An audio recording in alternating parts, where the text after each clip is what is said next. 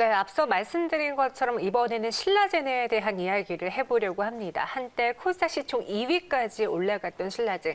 어딜 가든 신라젠에 대한 이야기가 흘러나왔던 때가 있었는데요. 하지만 지금은 거래 정지가 됐고 상장 폐지 여부에 대해서 결정도 내려지지 못했습니다. 재심의가 결정됐는데 신라젠에 대해서 궁금하신 것들 그리고 의견 있으시다면 저희 유튜브 채팅방에 올려주시기 바라겠고요. 저희가 좋은 글 올려주신 분들에게, 그러니까 다양한 의견 올려주신 분들에게 뽑아서 또 도넛 쿠폰 보내드리도록 하겠습니다. 이벤트 많이 참여해 주시고요. 저희는 신라젠 이분과 함께 알아보도록 할게요. CEO 스코어 박주근 대표 함께합니다. 안녕하세요. 네, 안녕하세요. 네, 안녕하세요. 신라젠은 참 우리 소액주주분들 또 개인 투자자분들이 참 많이 갖고 있는 종목이잖아요. 네, 그래서 지금 결과가 더 미뤄지고 있는데 결론을 쉽게 내리지 못한 가장 큰 이유가 무엇일까요? 크게 두 가지 이유 때문인 것 같아요. 첫 네. 번째는 신라젠 내부의 경영 개선 의지를 좀 밝힌 부분이 이번에 쉽게 결정을 내지 못한 부분이고, 두 번째는 아마 17만 명에 이르는 소액 주주들의 때문에 아마 이번에 결정을 쉽게 못 내는 것 같습니다. 실제 신라젠은 지난 6월 달에 문은상 전 대표가 사퇴한 뒤 유일하게 사내에서 남아있던 양정미 부사장까지 이번에 사퇴를 했거든요. 이 부분이 아마 기심위에서 조금 한 번 더 결정을 미뤄보자는 게 인기를 한 것 같고, 사실 그보다 더 큰 이유는 16만 8,700명에 달하는 약 전체 주식 보유율의 87.7%거든요. 이분들 때문에 실제 심사를 9월에 임시주총 이후에 한 번 더 지켜보자라고 결정을 한 것 같습니다. 네, 한때 11만 원까지 갔던 신라젠인데요. 12,100원에 지금 멈춰져 있는 상황입니다. 이 상장 적격성 실질 심사 대상으로 결정된 가장 큰 이유, 그러니까 상장 폐지 기로에 놓인 가장 큰 악재는 무엇이었나요? 실제 가장 큰 이유는 지난 6월 8일 날 검찰이 문은상 전 대표를 지분 편법 인수 혐의로, 자본시장법 혐의로 재판에 넘긴 이유가 가장 크죠. 이제 소액 주주들은 이 부분 때문에 사실은 좀 왈가불하고 있습니다. 왜냐하면 이 사건이 2014년 3월에 페이퍼 컴퍼니를 만들어서 실질적인 자기 자금 없이 자금 돌리기 방식으로 신주유주권 부사채 BW라고 그러죠. 이거를 350억 원어치를 사서 이거를 1918억으로 넘겨서 상당한 차익을 남긴 혐의를 받고 있거든요. 근데 소액 주주들의 입장은 뭐냐면 실제 신라젠이 2016년에 상장을 했기 때문에 그 이전의 사건이라서 이걸까 소급하는 건 너무하지 않느냐라고 지금 반발하고 있는 것 같습니다. 실제 가장 큰 이유는 바로 오너리스크입니다. 문은상 대표의 또 1,947억에 대한 문제, 요건 같습니다. 저희가 신라젠에 대한 이야기를 좀 올려달라고 했는데 앞서 그런 글들이 올라왔어요. 신라젠 정말 죄송하지만 임상 제대로 돌아가는 기업 맞는지 그냥 주가 띄우기에만 급급했던 회사 아니냐라고 이야기 주신 분도 있는데, 하지만 한때 우리가 신라젠에 대해서 열광했던 이유가 있습니다. 팩사배 그리고 암에 대한 이야기가 있었잖아요. 신라젠은 어떤 기업인지 한번 다시 돌아가서 짚어볼까요? 신라젠은 생각보다 사실 꽤 오래된 기업입니다. 2006년도에 만들어졌어요. 2006년 3월에 바이오 벤처 기업으로 만들기 시작했는데 실제 신라젠이 각광을 받기 시작한 것은 2012년도에 미국의 바이오 벤처 제네렉스와 글로벌 임상 협상을 합니다. 그리고 2015년 14년도에 이 회사를 인수를 해요. 그러면서 이제 급물살을 타기 시작하는데 2015년 4월 달에 지금 우리 소위 이야기하는 항암제인 팩사백을 미국 FDA로부터 전 세계 20여 개국의 600여 명의 간암 환자를 임상 상상 시험을 했다는 소식이 들리면서 이제 급등을 하게 되죠. 그게 2015년 4월인데 상장은 16년에 해요. 왜냐하면 2016년도에 우리나라의 식약처에서 임상 상상 시험 허가를 받거든요. 이걸 계기로 이제 상장을 하게 되는데, 문제는 2019년 8월에 이 신라젠이 개발 중인 팩사백이 삼상 시험이 무효화가 되죠. 그렇지만 신라젠에서 주장하는 건 뭐냐면 이 팩사백의 주요 효과는 이제 일반인들은 잘 모르는데, 일반인들은 잘 모르는 일반 항암제가 아니고 바이러스를 기반으로 한 항암제라는 것입니다. 이게 좀 어려운 이야기인데, 이 바이러스를 기반으로 한 항암제는 임상 3상을 통과되지 않더라도 기술적 가치를 인정받아서 기술 수출까지 가능한 종목이기 때문에 그런 가치를 받은 것 같습니다. 그럼 지금 임상은 중단된 상황이잖아요. 그렇습니다. 그리고 그 전에는 항상 2상 통과냐 3상 통과냐 이 통과 승인이 됐다라는 거 하나만 가지고도 주가가 오르는 게 제약바이오인데 중단됐다. 그럼 더 이상 이제 팩사백과 관련된 모멘텀 호재거리는 다 사라진 것인지 증발하는 것인지 아니면 여전히 남아있는지 그에 대해 궁금하거든요. 네.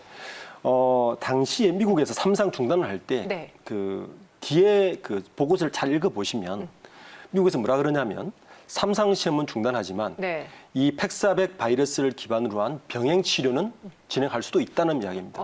이게 굉장히 중요한 말입니다. 네. 병행 치료란 말이. 왜 그러냐면 이 지금 그 전 세계 바이오계에서 가장 핫한 것은 사실은 이 타겟 항암을 치료할 수 있는 이 부분이거든요. 네. 이게 이제 바이러스 치료제인데 이 바이러스는 그 팩사백이 이 바이러스를 개발할 때 단순히 간암만 하는 것이 아니라 다른 그 특정 암을 치료하니까 암세포가 파괴되는 과정에서 사람의 면역 체계가 암세포를 정상적으로 인식해서 네. 면역의 암세포를 공격하도록 촉진하는 역할을 해요.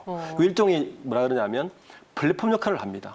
이 플랫폼을 가지고 있으면 그 간암뿐만 아니라 다른 치료제도 개발이 활용할 수 있는 네. 있는 거라서 실제 그 작년 12월 달에 일본의 타케다 제약이 터스톤 바이러스 제약 갖고 있는 그 어떤 요 비슷한 항암제 바이러스를 비임상 단계 상에서 네. 10억 2천만 불의 기술을 인수합니다. 아, 그 기술력에 대해서는 인정을 하나 보네요. 그렇죠. 그러니까 네. 요 바이러스 그 기반으로 한 이런 그 바이오 제품들은 이런 임상 단계, 비임상 단계에서도 이미 기술 출시를 되고 있고 실제로 데이터를 보면 네.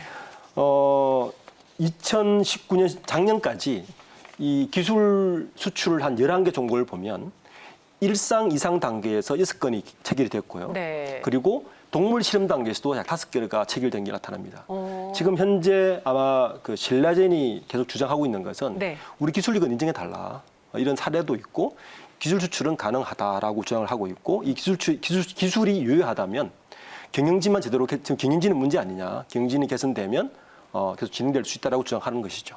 그럼 여기까지 봤을 때 신라젠이 갖고 있는 그 기술력에 대해서는 다시 한번 재차 인정을 받을 수 있고 호재로 돌아설 수 있다는 건데 문제는 오너 리스크잖아요. 그렇습니다. 이 오너 리스크로 충분히 상장 폐지까지 갈 수 있지만 그렇게 된다면은 피해 보는 건 개인 투자자들 맞습니다. 그리고 주주들입니다. 네, 네. 그들이 횡령하고 그들이 문제를 일으킨 건 아니었잖아요. 네.